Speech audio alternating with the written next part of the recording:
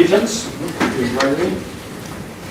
I pledge Allegiance to the flag of the United States of America and to the republic for which it stands, one nation, under God, indivisible, with liberty and justice for all. Thank you. Public comment, anything to say, Jimmy? No. I'll keep my mouth shut today. Okay. We can move right along to the approval of the consent agenda with the regular minutes. And I've already submitted the February calendar for check signing. Any additions or amendments? Move to accept the consent agenda. Second. Okay, it's been moved and seconded to approve the consent agenda as presented. All those in favor? Aye. Opposed, hearing none, passes unanimously. Okay, Cheryl, we're looking for the November 2017 financial reports.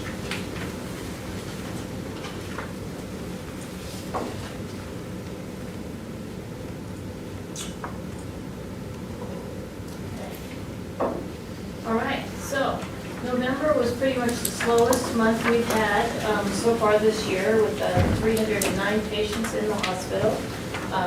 Right now, we're seeing about an average of 350 patients a month in the hospital. The only increase we actually saw was in there's a slight increase month over month in the number of surgical patients we had.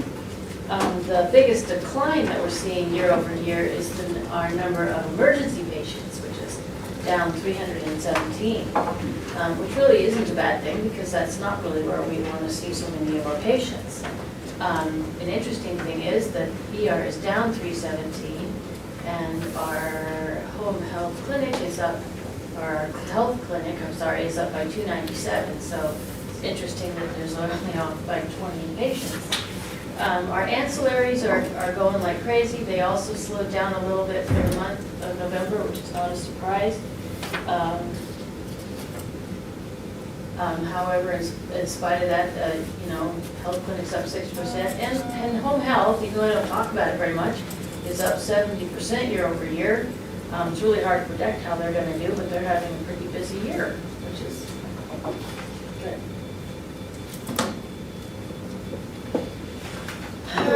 What's your swing back percentage? It's, what's it on it? Down here. That's average daily census. So it's Yeah. up 22%? Yep. 25 year over year, which I guess we have been pretty busy with swing beds. Our gross charges for the month were $2.8 million. This is below our current monthly average of $2.9 million. Year over year, our monthly average gross charges are up by 11%. Our collections on our accounts receivable are way down here at $1.48 million. And I guess when you kind of look at this though, November and December are very typically our lowest months of the year for collections. In December, I looked that up and we are just barely at 1.6 million for December, so we don't really see much rebound in December. So I'm kind of hoping that January and February will be nice way up here. That 1.48 million brings down our average and is still way below our monthly average of $1.8 million. Okay, I'm guessing that has a lot to do, obviously, with the holidays. You have a few less days to collect and book your money. With the core cash collections, our AR days has gone up to 77. And again, you see kind of November and December go up and January and February come down. So as the cash will increase again in January and February, the days in the hours go down as our cash collections are going to come up. But we've also kind of decided that we're definitely going to engage CPSI to work with Lisa Dodkins. She's been here for 9 months and she's pretty familiar with our department and the system, and she's really ready to go get some intense training with CPSI to learn how to do the things that she wants to do to really focus on getting our days in the ER down. So I think it's time, and I think she's gonna get that done in the next several weeks, and I do think in the next 6 months it should have a big impact. Should have. If we send people too quickly, then it's all so new and it's over their head. After they've had a chance to really get to understand how the system works, a lot of our processes, the time is better spent. And we did kind of, she kind of got waylaid working on the clinic issues with e-clinical coming on and new physicians coming in, and we had a lot of kind of crazy stuff that she focused on there, so she was kind of busy with that. Our days cash on hand continues to increase and is now at 115. So obviously that's not because we're collecting a lot of money on AR, but it is because we got a lot of tax money in November, so that helps significantly. I still haven't borrowed on the clinic yet, so I just got done doing a couple of the draw certificates, and the total is going to be $1.2 million that we're going to borrow in the next week here, I would think. Hoping to fund that before the end of January. So that'll help our days cash go up too, but it's feeling pretty comfortable right there.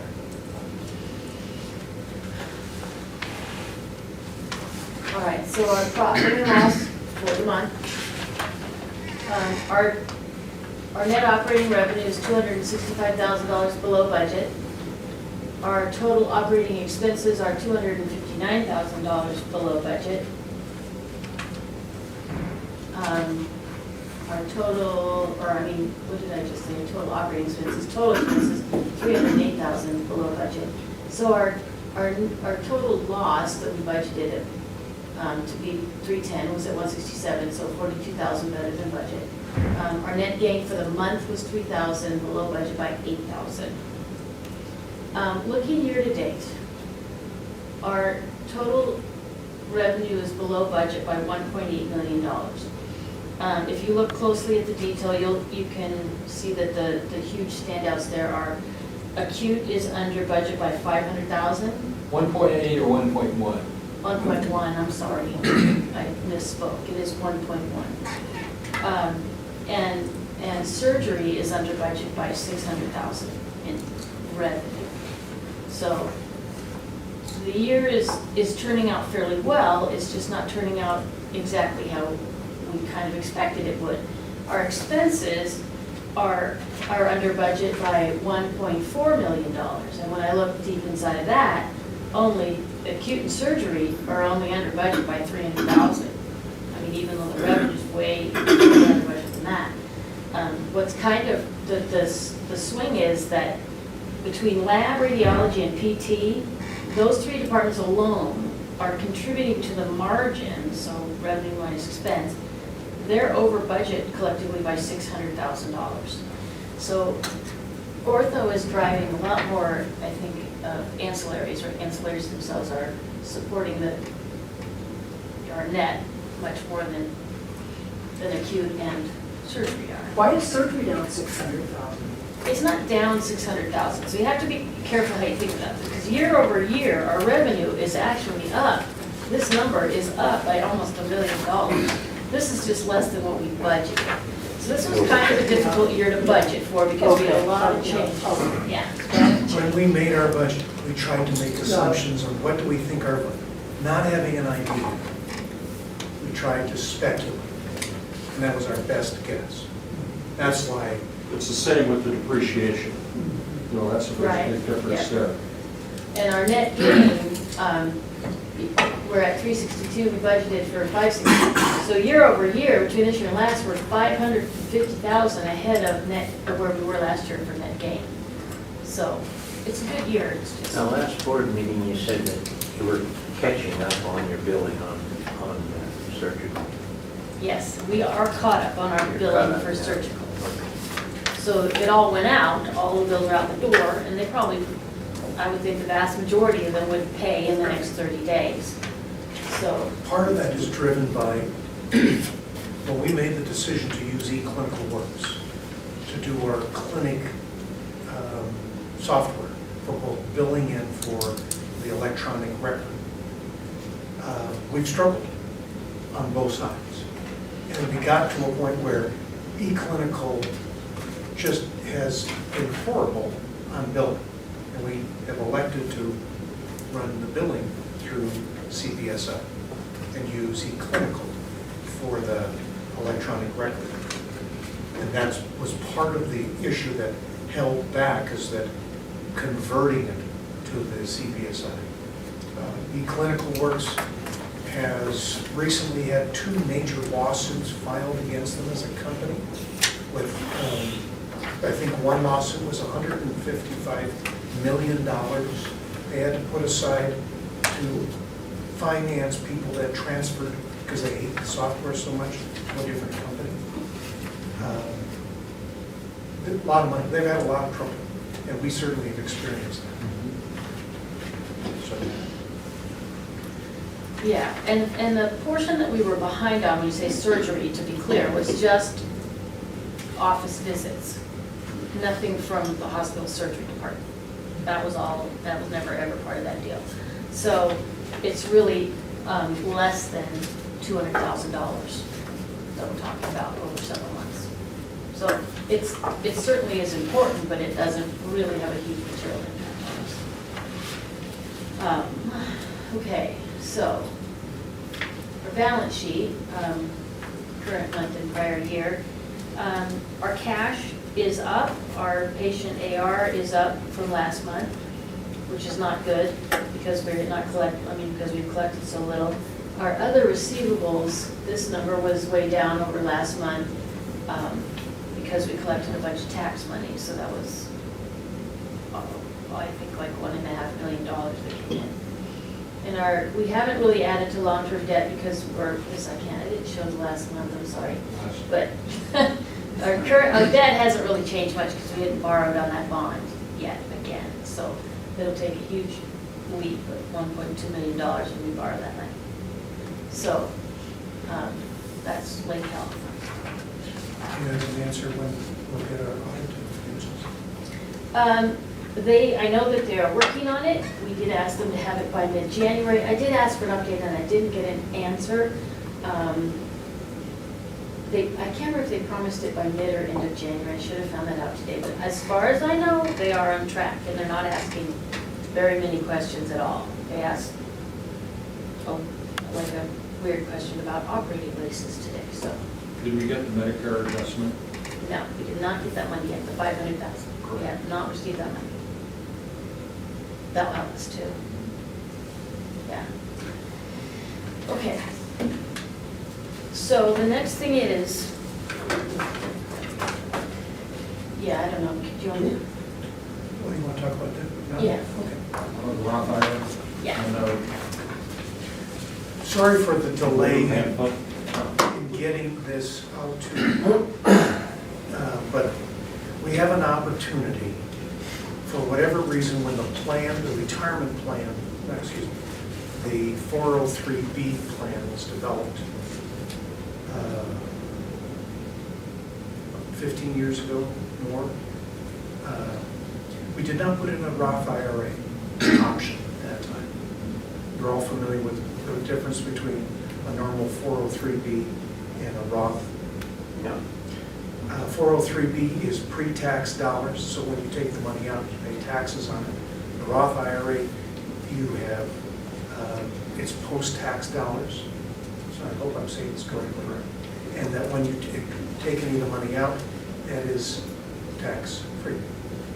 And I believe, if I'm not mistaken, if you have money in a Roth IRA, any of the increase in value is also tax-free. What happens in a normal IRA, you take the deduction now when you put the money in, and you're taxed on it when it comes out after you retire. A Roth IRA, there is no deduction when you put the money in, so at the end when you retire, it all comes out tax-free. Including the earnings. Including the earnings. So it's a difference in timing when the tax is paid. So we've had some employees ask, could we establish a Roth IRA? We approached the attorney that prepared the retirement plan. And he said, yes, it's a pretty nominal cost to change our retirement plan to include this. And so he prepared a resolution for the board to allow us to make a change to the retirement plan. Do we contribute to that? We don't. And we have only one contribution. This is, would be elected by employees to put their money post-tax or roll over money that they might already have in a Roth or roll over another IRA into and pay the tax now. They got a lot of options. But that is, we are not contributing as a district to any of their contributions. So we are pretty straightforward.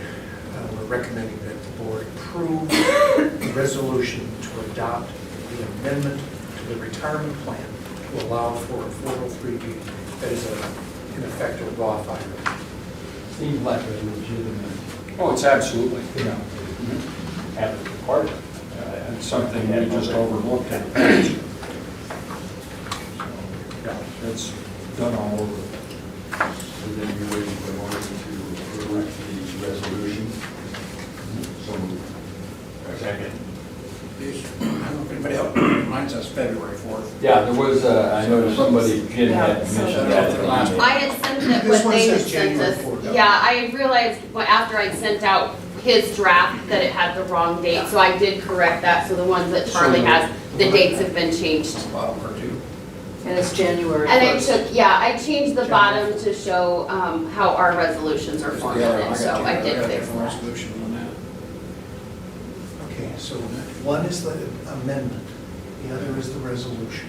And that resolution, it's just formatted a little differently, but they would sign the same. It would be January 4, January 4. Okay. So one would be, the board would adopt, would authorize the resolution, and then we have the amendment itself. And And I think you signed that, Charlie, as the Yeah, authorizing. the plan amendment is, I believe either I signed or Leslie signed. I should double check.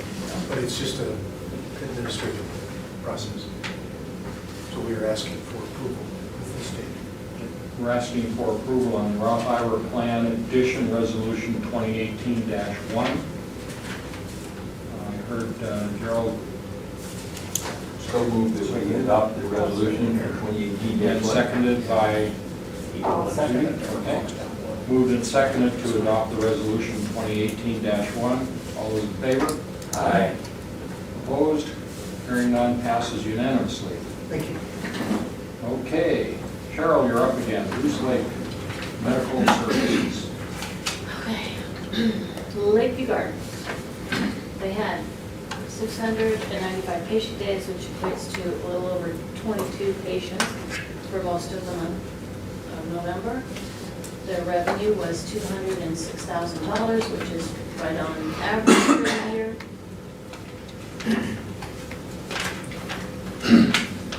Contract labor again was up to $67,000, which, you know, we're working on that problem, but we know we haven't solved it, so it goes on, that's okay. For the month, we lost $76,000. Based on current events, this is right on track with what we expected it to be. And balance sheet, really no changes over there. You know, as they lose money, they end up increasing their debt to the district a little bit. But no surprises. Goose Lake Medical, we did in November have, Can we back up just a minute, and is this the appropriate time to ask about assisted living where we are in that, Charlie? We can certainly do that. I was going to report it Okay, that's fine. a little bit later, but if you want to talk about it now, I can. Just want to make sure that, I was going to do this under Lakeview Gardens update. great. okay, Goose Lake, kind of didn't have the locum as much in November. I mean, it feels like it's ancient history, it's hard to remember. We've had locum doctors, we've had a few that didn't work out at all. We've had one doctor nurse who's done a really good job, patients like him, doctors like him. So we've gotten back for a few weeks while Dr. Stevens is gone, but basically, in November, the revenue was down to just 35,000, so we lost 27,000 for the month, and our loss for the year is now at 143. Is this the year? Oh. Sure, Gerald. I just think that whether we have a special board meeting or whatever we need to do, that we address the loss of the food site. Look at alternatives, but with some kind of a step-by-step plan, deadline, goals to reach. Been on the board way too long, and it's just see it slide down. I think we need to talk about it. I think we're all in the same position. We can say this has gone, we've never seen this turn around. And you haven't heard from California? Oh, yeah, we have. Oh, have you? Even just today, they called me and said, unfortunately, they had to leave a message because I wasn't there. I did return the package to them on time, so at least since they called me today, I know they got it. And she's asked for a few more items, and so I need to scramble and get those to them tomorrow, but that's what I can tell you. And this has been going on for how many months, Cheryl? This whole, I don't know, Since I think it's last gotta year. be about a year. I mean, this is just like the last time it took a year. So, I mean, we were hopeful that it would take less time, and it did take less time with CMS. It's not taking any less time with the state of California, probably more. I mean, it's been with the state of California for 8 months, 6 months at least. 8, 9 A months. long time. But that's just one of the symptoms of the problems we have is having Is trying to work with the state of California. that's state of California, but we also need competent doctors down there on a regular basis. Yes. And we're keep moving people in and out. That's been disappointing, not being able to get someone to We stay. have, yeah. Not just one issue. Yeah.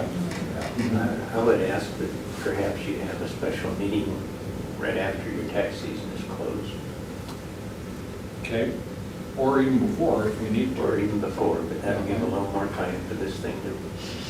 Yeah, we'll settle the California issue out and see if we get a competent doctor from there, so we'll send Dr. Graham down. Well, I can pretty much tell you that the net revenue would be a lot more than that. So you're gonna have to pay me a lot more than that. And then you have to put up with the patients up here Yeah. that are not gonna be happy. Okay. We'll hang on to the California license, so I'm pretty much out. Let's set a date, Charlie, you and I, to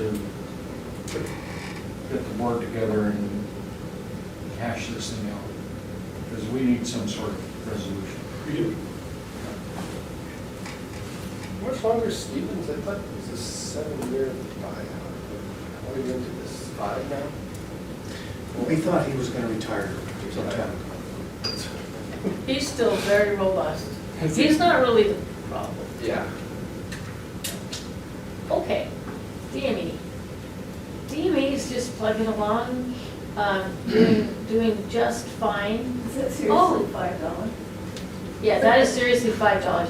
So what happened here is Michael Trinkle resigned, and we had to pay out his PTO. And in a normal system, this would have accrued over time, but this is a very super simple accounting system, and it didn't accrue his wages, so, or his PTO. And so when we had to pay it out in cash, it came out as expense this month. So, shoot, we lost $5, but it should bounce back just fine in December. I mean, it's still just plugging along and growing, and we continue to distribute those oxygen concentrators at a pretty fast clip. Oh, and we got Medi-Cal. Today, we received notice from yesterday that Medi-Cal, that was supposed to have given us notice, state of California, they had a guaranteed date by it was supposed to be September 2020. Received the notice yesterday that we've been approved. And that is a large part, big option for us. So we expect there'll be a big push in California. Probably should do advertising. We are. That could be a huge. Will that require more staffing or not? It probably will. We'll see. Right now, they, depends on how they're gonna deliver it, how it's gonna work. So we'll see what happens.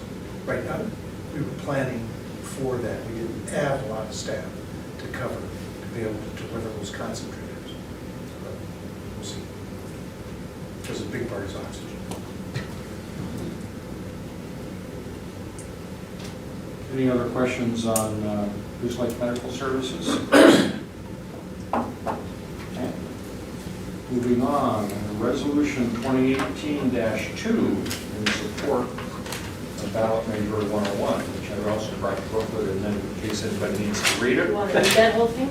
Already read it. Have you already read it? Good.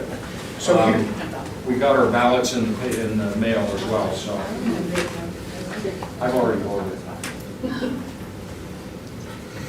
So one of the things, the reason that I brought this to your attention is we've talked about this in the past, and as a district, it was brought to our attention that we have a hard time taking a position. We need to be pretty neutral. The Hospital Association obtained information on behalf of all the districts, and that is that second set of information, back 2 pages, that talks about what you can or may not do in terms of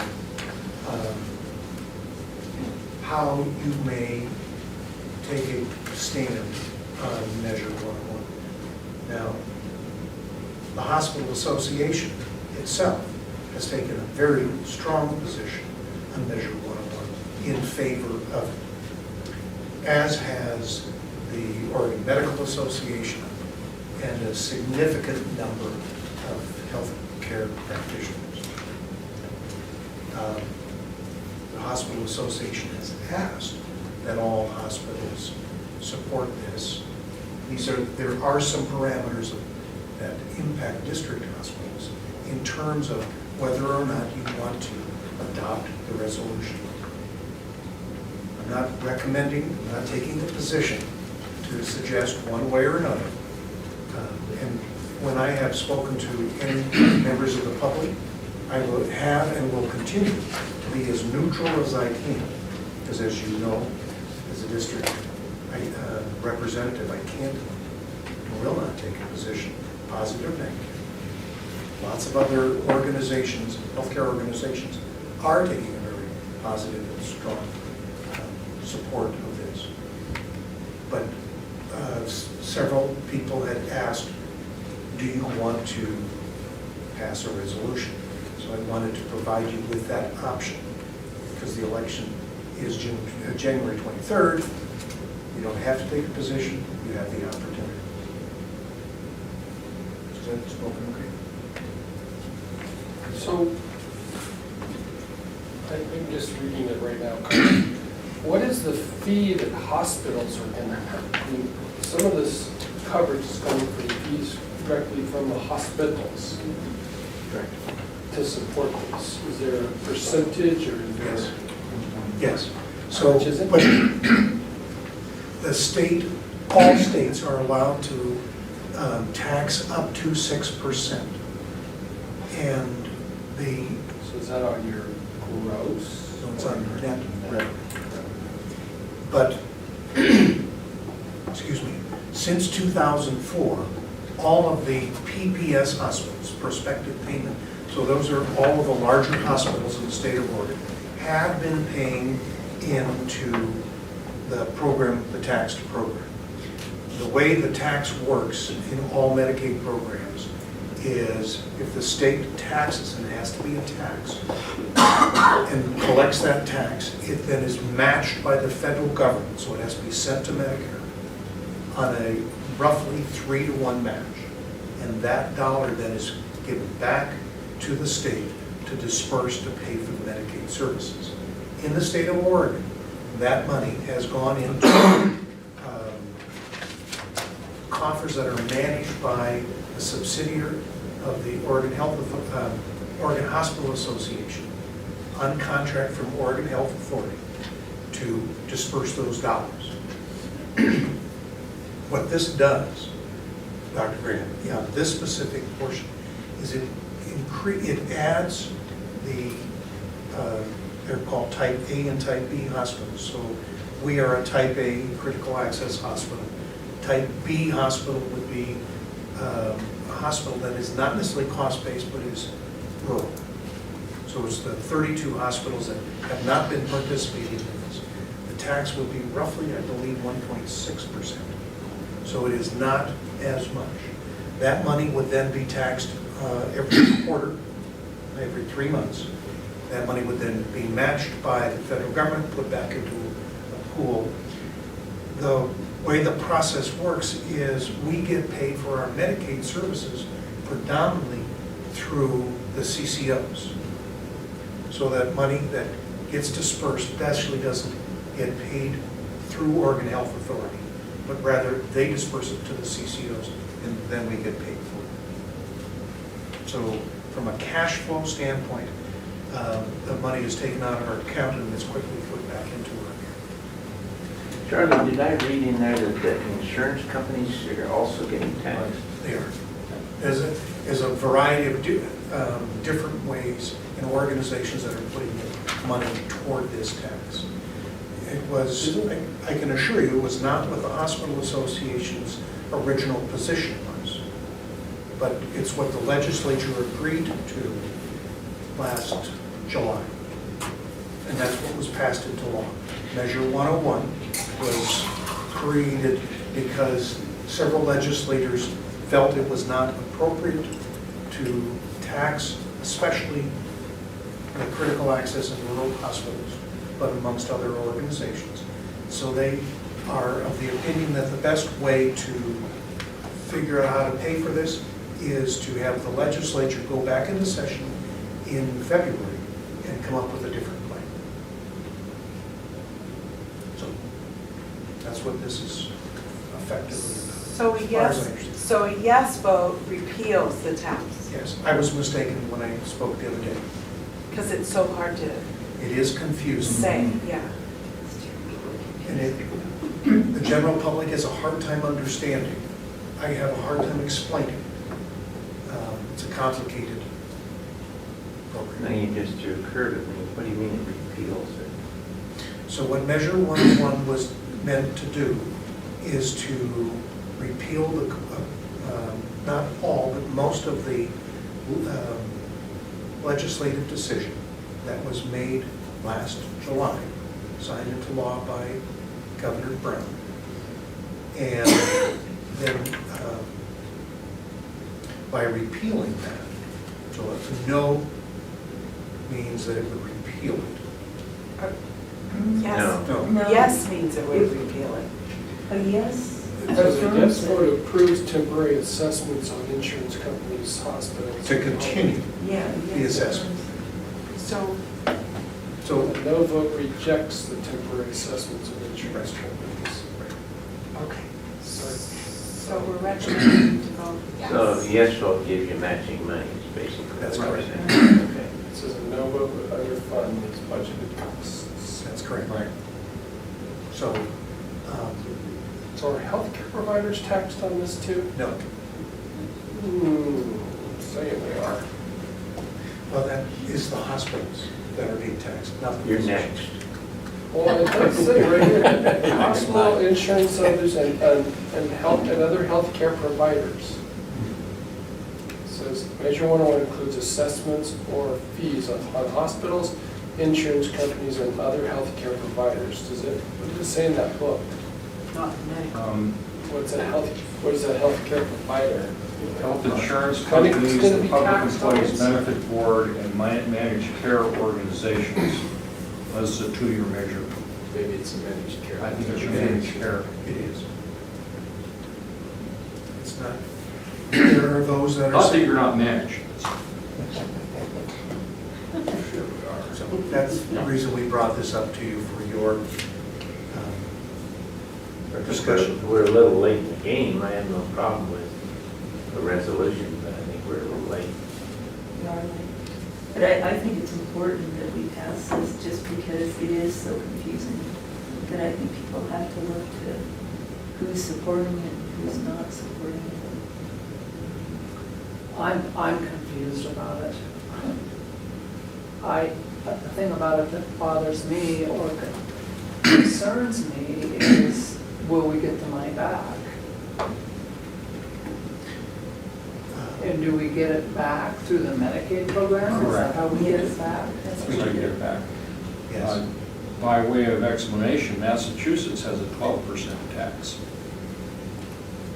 on their hospitals, so they get the maximum amount of reimbursement that Medicaid could possibly give. A lot of the states, and I forget how many, there's a number of the states already do this so that they do, you put in $1, you get $3 back. I mean, But you have to tax yourself, you have to put the or dollar. you don't get the matching dollars. Correct. That's the hard part about this. From our standpoint, though we've looked at the process and as part of the agreement, we would not be harmed in the process. And there would not be a fee assessed us to actually go through it and extract the money. So Charlie, is it financially detrimental to us if this fails? We don't pay a tax, but then will we get a reimbursement through the, Because we are cost-based reimbursed, we will still get most of our costs. But there are a lot of people that will not have that coverage. So it is estimated, it's hard to predict, it's estimated we will have more uncompensated care in that day. more people won't have coverage, is that what you're saying? In order for the state to find the $900 million without having the federal matching dollars, because the legislature, without having a supermajority, can't tax anybody, they can't raise a tax. They'd have to have a supermajority to raise a tax. The probability that they would get that is probably limited. So it is the Hospital Association's position that the only other way, if you don't have money to pay for it, is to reduce services. If you reduce service, that means you reduce coverage. We will still have people coming in for services. So we will still deliver care to our community. There just won't be the payment.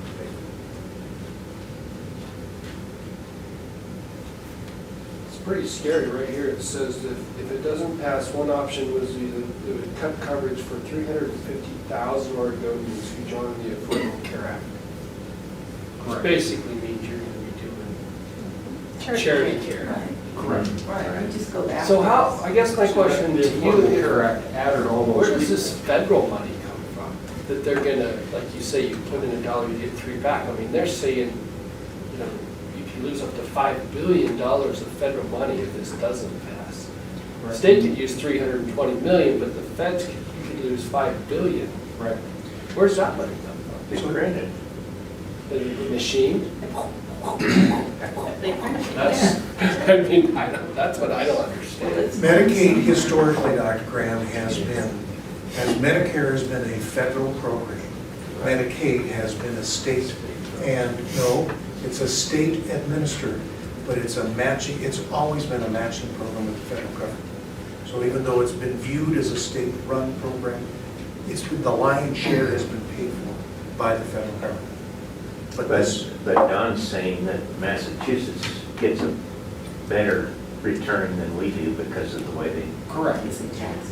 But that's the way the state of Massachusetts has felt comfortable in taxing itself. So we need our Congress to just do a equal to all states. That would make sense. Yeah. That would make sense. That's not wrong. But there has been some strong legislative influence from the great state of Massachusetts that has stood against that sort of blanket, every state can tax the same. But that's politics. See, Massachusetts went out in front with the all in on the ACA Act, as did Oregon. Right. All in. So you've got a number of people that have enrolled into the covered care organizations. Now, time comes to pay for them. And keep in mind that the great state of Massachusetts has one critical access hospital in the great state. It's located on Martha's Vineyard.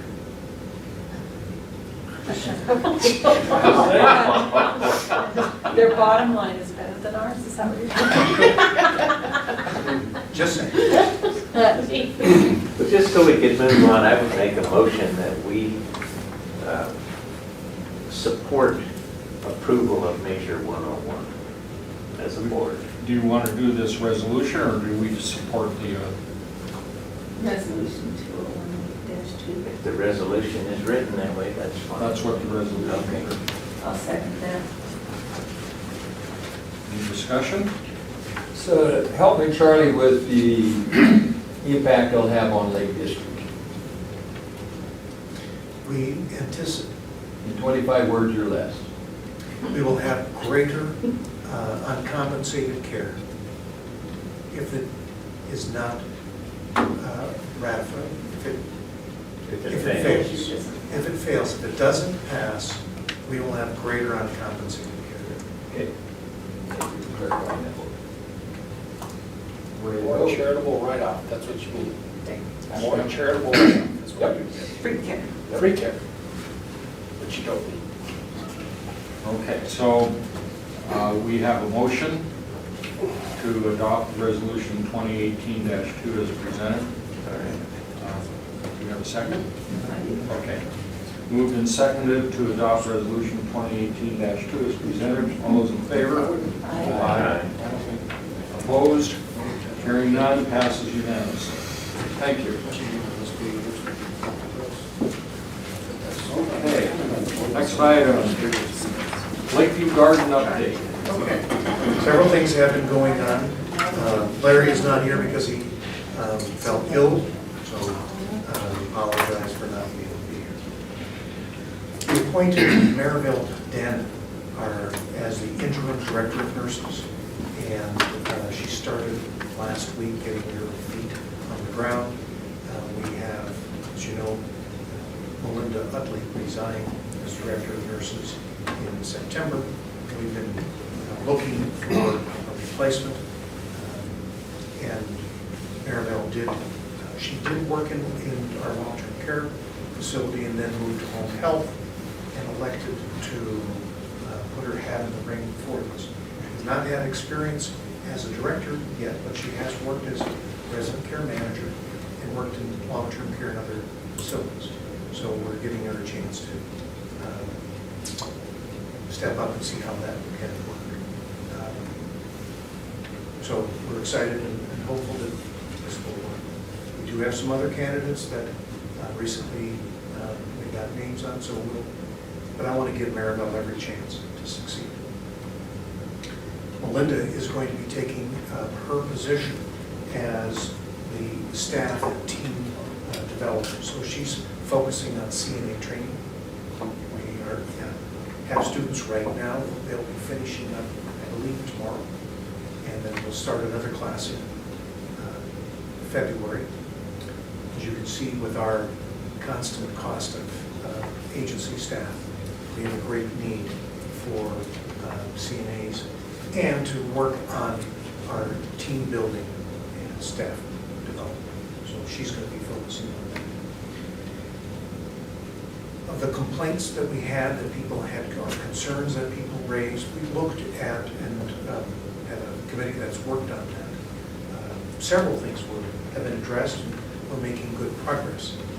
One of the concerns has been, unfortunately, part of the building, the lights.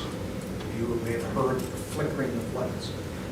Because the LED lights that we put in that are more energy efficient, on dimmer switches, they haven't worked properly. And we've been after the contractor, manufacturer, everybody. And finally, a commitment. They have the replacement material to replace that. And they'll start next Wednesday and finish by the 19th on replacing all the lights and all the electrical issues that have been a problem. It's taken this long to get the replacement. Our biggest fear is that the manufacturer will just throw up their hands and say, go find something else. So we're trying to accommodate, have enough in case the replacements don't work. Or we're going to get stuck and to buy something else.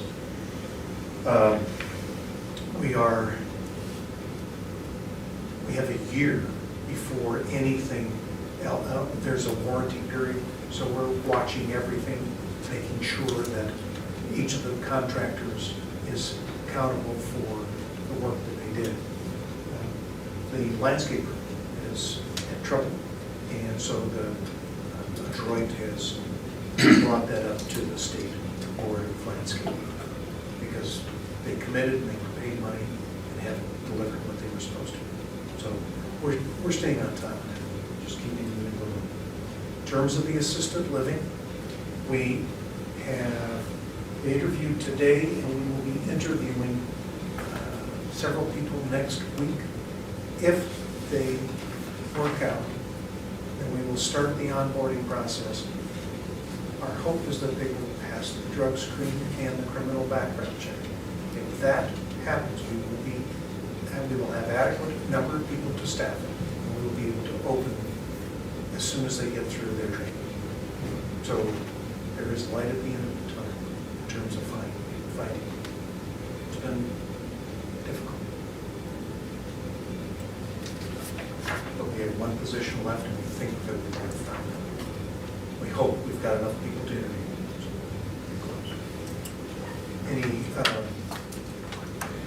One of the questions was about how do we handle any ice between the two buildings or snow buildup. Fortunately or unfortunately, the weather has been pretty accommodating. Those of us that were looking for water, it's not very accommodating, but from the building standpoint. If we can get through the winter without having big problems, we have a whole other plan of how we're going to deal with it. But we are going to follow up on that and do something. Oh, absolutely. And you'll have information about it. We have some plans, but we're just on pins and needles to make sure do we want to pull the trigger and get the electric mats like I showed you, or do we want to wait for a better solution? And it's an expensive, that solution is an expensive one. They're all expensive. We want it to be a durable and viable solution. So that's how we're trying to watch that carefully. Any questions about anything else with Lincoln Gardens? Is there a day gonna come when there's so much marijuana in our society that you can't find people that don't pass a drug test?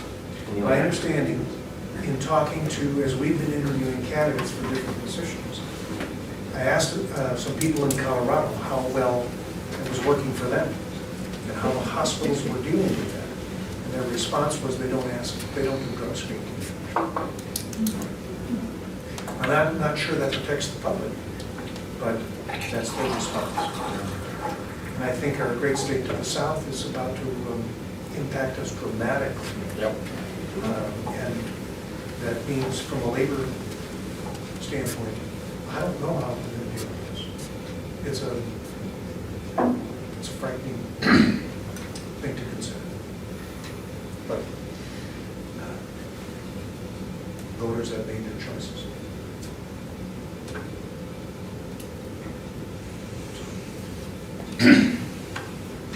Thank you for that, Chuck. I hope they start screening their pilots. Yeah, really. Anything else on the Lakeview Gardens? Yesterday. It is going to come. Hearing done. Next item, agreement for credentialing and verification. Okay. One of the conditions of participation as being a critical access hospital is we have to focus on how we do our credentialing. We have certain requirements for how we credential. We are allowed, there's been a change in that a couple of years ago that allows us as a critical access hospital to accept the credentialing process of organizations that are significantly bigger or have proven that their credentialing process is very effective. we accepted as an example Providence Health System's credentialing for the stroke physicians when we did our stroke program with them, you recall? What you did is you approved their process of credentialing. So as a consequence, our doctors don't have to evaluate every, in that case, stroke practitioner to make sure that they were all competent. We relied on, by agreement between Lake Health District Board of Directors and Providence Health Systems Board of Directors, their processes. We have an opportunity now, as the state is moving toward a statewide credentialing, common credentialing program. We're looking at how we're going to deal with that going forward. But one option we have is to use the credentialing process that StatRad uses. StatRad is the after-hours radiology group that Corin, which is our radiology group, uses. Since they're not working 24/7, they contract with StatRad to cover the after-hours and weekends. And frequently you have a lot of people that are in that group, so it's a lot of numbers and it's expensive. So if you are willing to accept the StatRad process for credentialing, and they meet the criteria for you to be able to do that, that would greatly reduce our credentialing costs and the time that our doctors have to look at every single one of these practitioners, most of which we never see, and they come and they go frequently. Right. We'll have them for about 6 months and then they'll move on. And so we've just spent quite a bit to have them credentialed, to have them leave. An organization like that, though, wouldn't it be better qualified than our people to do it? That's why we would be recommending to you to accept their process. Right. Yeah. They're a larger organization. StatRad is used throughout the country as an organization. So it's our recommendation. I think we sent out a copy of the information to you. They have been accredited by Joint Commission, which is one of the stipulations that allows us, as under conditions of participation, to accept their credentialing process. So it's our recommendation that you accept. And that's only for providers. That are members of StatRad, yes. Did you pass that by the medical staff? Do you need to pass that by the medical staff? What we would do is, what the medical staff can do is look at their names, but you're accepting you as the board, because the medical staff recommends to you those individuals that they have evaluated. Most frequently, when they look at these StatRad people, they really don't have a lot of information other than basic information about the schools they went to, that kind of thing. So it's a board-to-board approval process. There. Any other discussions? This is just radiology. The company is called Stat Radiology. No, they are physicians. But they Just are- like we have 3 right here to approve, to recommend approval today. Correct. And I can tell you, couldn't pick them out of the crowd. I mean, you just need to rely on their credentialing process, that they've gone through that process with their company, their entity, and they've reviewed all that. It's very similar for something like we contract with Quest, which is a lab company. They have maybe 150 pathologists. We wouldn't know who they are. And they are all experts, they work together, and if you have them read those slides, you're getting their skill set. We don't have any way to go. We're relying on your recommendation. I have no problem. I'll make a motion to approve. Second. Been moved and seconded to approve the agreement for credentialing and verification as presented. All those in favor? Aye. Opposed? Hearing none, passes unanimously. Aha, a nursing report. Well, tonight I just was going to give you a little update on some major progress with Klamath Community College nursing program. So we're going to get quite an influx of nursing students starting in a week or so.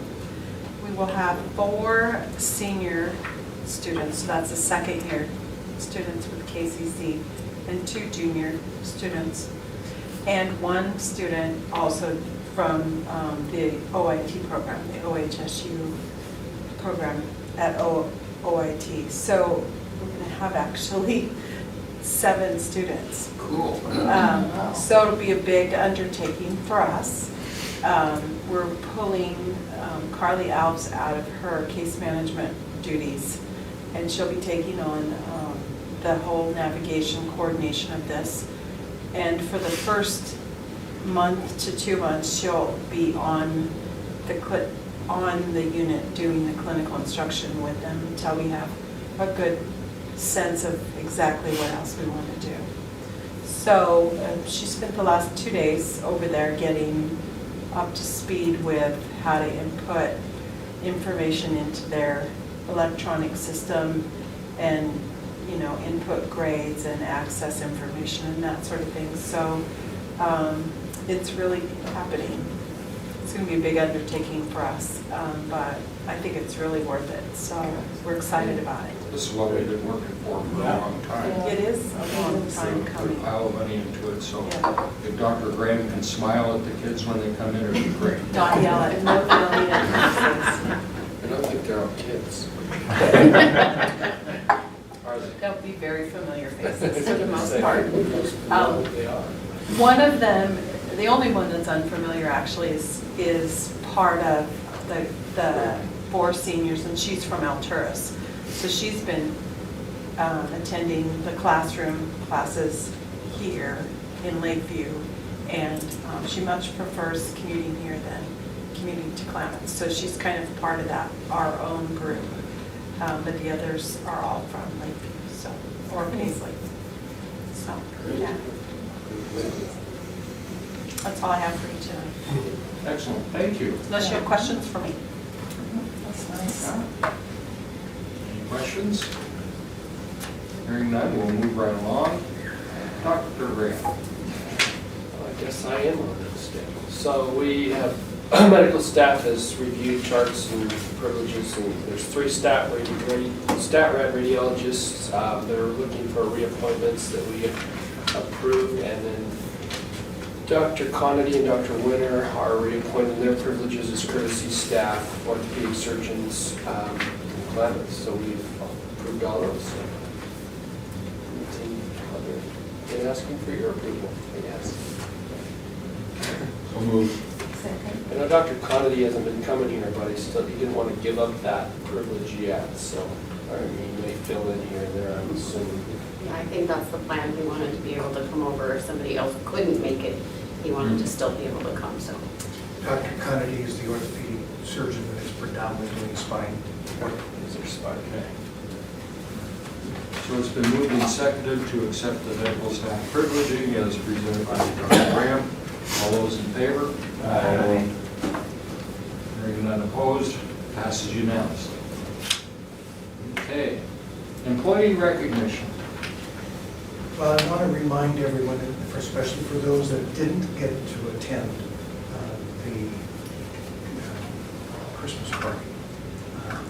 We had a lot of people there. It was a great time. And our Employee of the Year, as selected by all the employees, was Rhonda Penn. So that was a great honor, and it was a good choice. There were lots and lots of really good choices.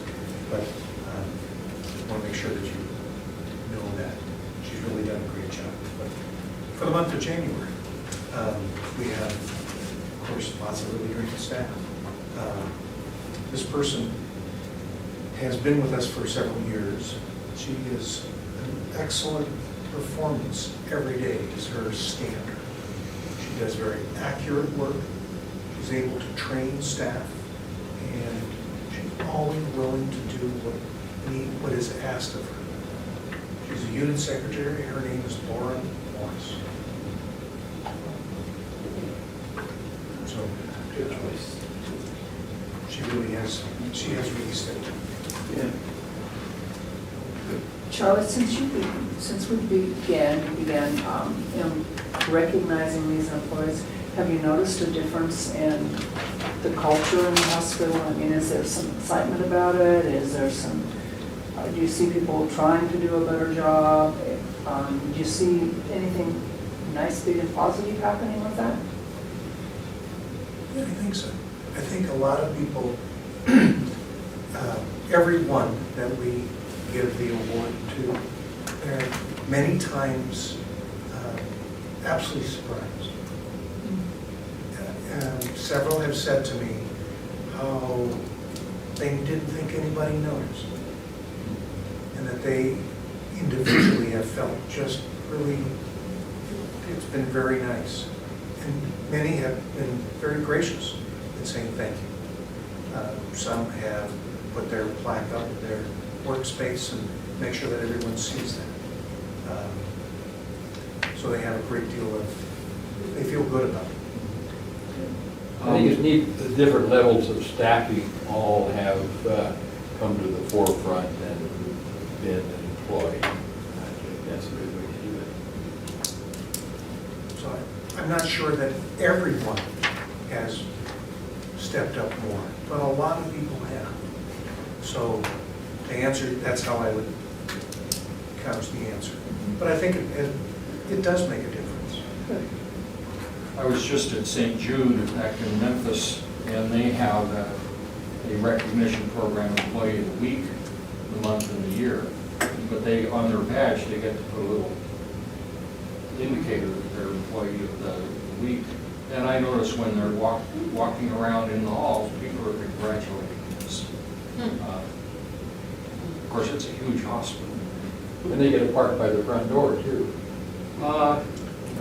I don't think so. Well, we are looking to recognize our employees a little bit more robustly for that kind of awards. Just haven't quite finished it. But yeah, I think it's really good to recognize people. So, They do that at the prison. Yeah, the employee of the week, employee of the month, or quarter, they have their spots, they will sign, their parking spots. We'll give them Charlie's parking spot. Well, yeah. No, I don't I'm not think sure. so. I would want. Charlie Parks. We would want them to feel that it's valuable. So, Okay. If the tank blows out, their Charlie to pick up gone, that's all I. Yeah. that just means I get a new truck. Do we have insurance? I don't know. Thank you, Charlie. CEO report. Lots of things have been going on. And I have lots of exciting things to talk about. Every December, we have the auxiliary holds a holiday fair. And this last year, they raised over $4,130.75. Of that, they have given us a donation of $206.54, or 5% of the proceeds. It's really a very nice, and that money is going to Patricia Gainey Johnson. So that's a really nice donation. I'm very excited to tell you about another letter I got in the mail. And the letter is written by a gentleman by the name of Fritz Culver. It says, "Thank you for the opportunity to honor Chuck and Treva Kelly for their many contributions to Lake Health District. As we discussed, I would like these funds to be dedicated to the Emergency Services Building. The check is in the amount of $350,000. Fritz is a partner in the company that I had, and he ended up being an owning partner of it. And I understand he sold it, and I appreciate very much what he did. It's a spectacular, amazing thing to honor you and Treva for the community service that you and Treva have given to this community. And it's really a very honored. It takes my breath away to think about how somebody would do that. So, Mine too. That's really nice. I would add that Fritz has told me he has committed to another $150,000 sometimes this year. He wanted to bring the total contribution to $500,000. Wow. And just a comment on my part, he is a brilliant programmer. I mean, I've never met anybody with the ability that he had, or has. Where is home for him, Chuck? Right now, I think he's in New Hampshire. He's got a place in Colorado and New Hampshire. He's doing quite well. Yeah, and he's put his kids through medical school and things like that. So his kids can support him now, you know. Yeah. Doctors do support their parents, isn't that right? I still call them all for them.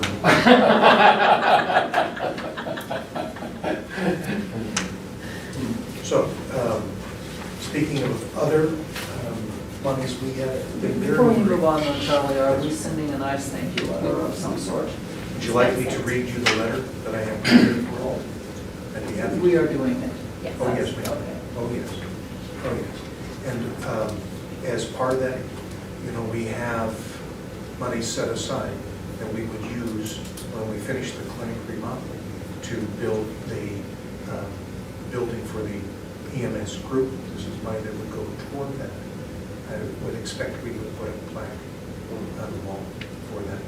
And we are looking at different options, how we would, what kind of building we would do. Well, that still is yet to be determined though, right? Are you still working with that group, Tom? Yeah, it's moving slowly. It's with Kristen Hill, and it's Moving slowly. moving slowly. Right. It's a work in progress, and it's going to take some time. So I'm not saying we're starting tomorrow. I'm just saying that's what our plans are, our thoughts are. One of the things that we did is we are the recipients of the Lake County Memorial Heart Fund. I have a letter here from a Vander with an enclosed, they provided a check for $14,167.20. Represents a donation from Lake County Memorial Heart Fund to assist with the purchase of 2 more Tara EKG machines, as outlined in a letter on October 12th. So what we're doing is we're buying 2 replacement EKG machines. Our EKG units were working, but they were getting close to the end of their useful life. It's made sense to get 2. We like to have, if we have pieces of equipment like that, have them identical. Makes it easy for the staff and the results. This will also allow us to transmit data to, right now we're looking at working with St. Charles, to have a cardiologist read those to help our doctors as they care for the patients. They still will have the ability to read the EKGs as they are doing right now, but this allows us to buy, this essentially paid for one when we buy 50. Those items were budgeted, so we'll check.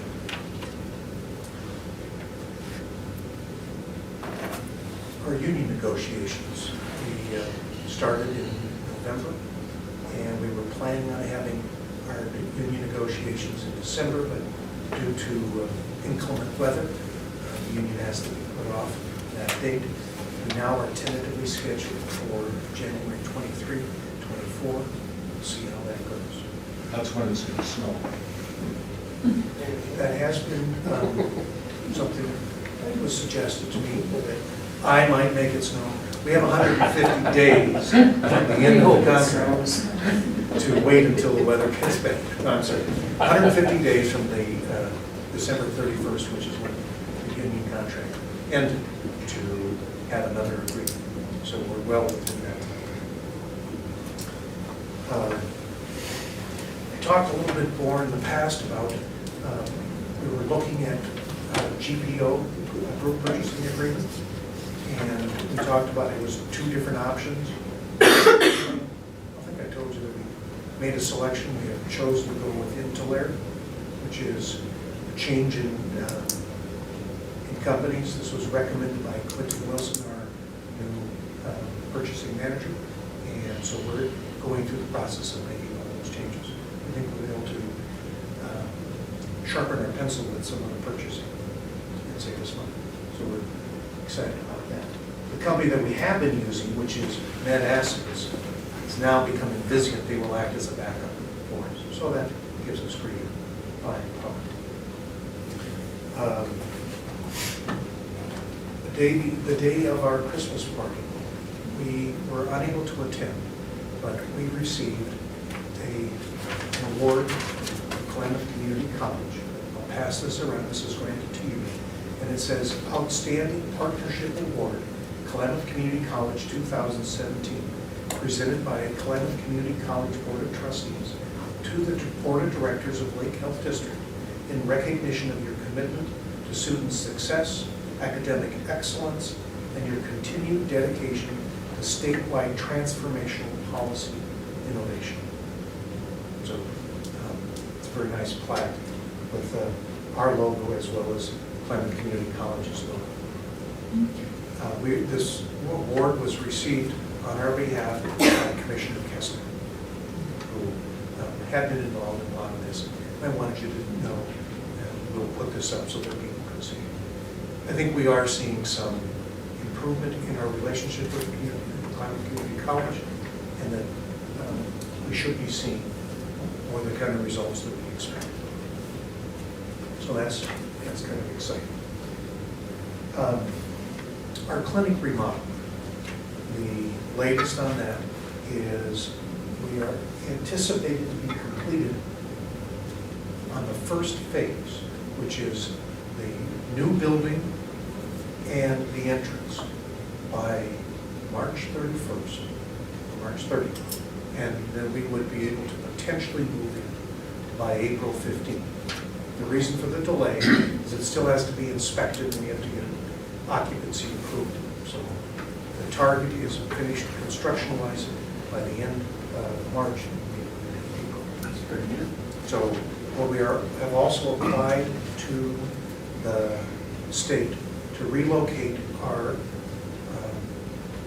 specialty clinic to what was the long-term care wing.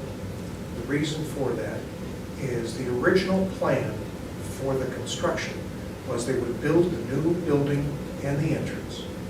Then the doctors that are in Lake Health Clinic would move into the new building, and the specialty clinic would move into their location. Then Detroit would remodel the space where the specialty clinic is, and then the specialty docs would move back, and then they could start and finish the project, which is remodeling the clinic. By moving the specialty clinic into the space occupied, that was occupied by long-term care, that would reduce the moves and allow Detroit to do both remodeling for the specialty clinic and Lake Health Clinic at the same time, speeding up the process. The savings on that would be the amount of time that we have their overhead. Because it's the same construction cost, but they can do it quicker. So we're waiting on the state approval for relocating temporarily for the specialty clinic. As soon as we have that, we are hoping that we'll be able to move in January.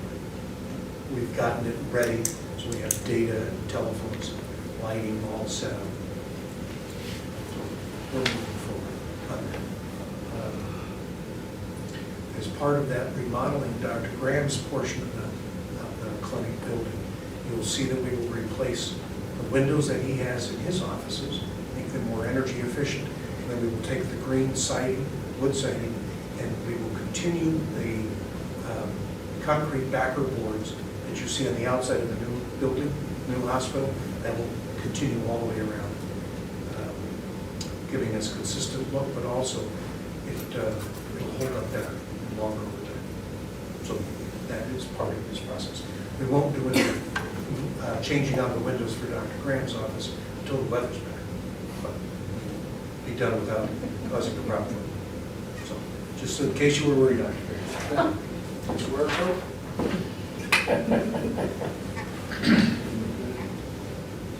We were noticed by, when we had Stephen talk to you about the breaches and the security that we're doing to deal with any potential security breaches. The company that hosts our website were breached. This is the second time. They notified us that in November 2nd, they were breached. We know of nothing that has impacted us, but what we have to always be vigilant about is, it's not if, it's when somebody would try to get in. We're staying on top of that, and so is that company. You know, we had planned to have a board meeting in the middle of December. Some people asked, why did we have to cancel that? And the reason was President Trump signed into law the tax bill, and that tax bill was modified so that our financing, which the tax exempt financing method, which was using a PAB, Public Activities Bond, that originally was going to be removed as a financing tool, and any draws that we took after January 1 or December 31st, it would have been taxable. That part was taken out, and so we didn't have to move forward. That's the reason we didn't have that meeting, and our bond is still just fine. So it was a positive. Those of you that were involved in interviewing with Dr. Upa, the physician that we brought in, appreciate your time. He unfortunately chose not to come here. Family reasons is what he described. We have many other individuals that have expressed interest, so we're still looking. We'll keep asking for you to participate in the interview process, because it certainly makes a difference. Other than that, that's all I have. Any questions you want to have of me?